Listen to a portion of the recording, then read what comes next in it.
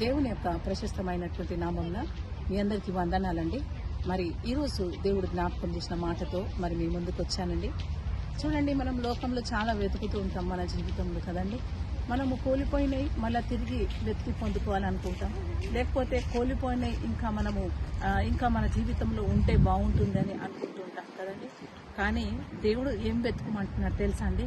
మత్తయి సువార్త 6:33లో చెప్తున్నాడు, మొదట నా నీతిని నా రాజ్యాన్ని వెతకండి అంటున్నాడు. చాలాసార్లు దేవుడు నాతో కూడా ఈ మాట మాట్లాడి ఉన్నారండి. ఏమనంటే, మొదట నా నీతిని నా రాజ్యాన్ని వెతకండి అని మాట్లాడి ఉన్నారండి. అందుకే ఈ మాటతో మరి మీతో మాట్లాడాలని మీ ముందుకు వచ్చాను. చూడండి, మరి లూకా సువార్త 15వ అధ్యాయంలో కూడా చూస్తే మరి అక్కడ మరి ఒక నాణ్యాన్ని పొడగొట్టుకున్నటువంటి ఆ వెండి నాణ్యాన్ని కూడా ఆమె దీపం వెలిగించి వెతుకుతూ ఉంది అన్నటువంటి సందర్భాన్ని అక్కడ చూస్తున్నాం. చూడండి, ఒక నాణ్యాన్ని విలువైందని ఆమె అంతగా వెతికినప్పుడు మరి విలువైన దేవుని రాజ్యాన్ని మనం ఎంతగా వెతకాలండి?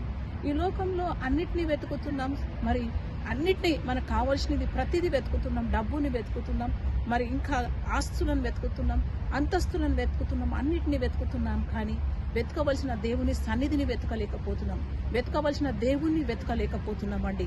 ఈరోజు దేవుడు జ్ఞాపకం చేస్తూ మాట్లాడుతూ ఉన్నాడండి. కొలెస్ట్రీలకు రాసిన పత్రిక 3:1లో కూడా మీరు పైనున్న వాటిని వెతుకుండి అంటున్నాడు. మనం పైనున్న వాటికి అంటే దేవుణ్ణి వెతుకుమంటున్నారు. ఎప్పుడైనా దేవుణ్ణి వెతుకుమంటే లోకంలో ఉన్న వాటిని అన్నిటిని వెతుకుతూ జీవిస్తున్నాం, కానీ దేవుణ్ణి వెతకలేని స్థితిలో పడిపోతున్నామేమో.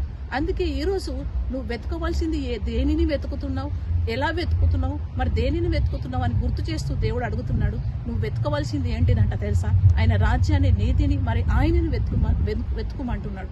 అలా వెతకాలని మరి దేవుడి మాటలన్నీ మన విడికిల్లో దీవించునుగాక. ఆమెను వందనాలండి.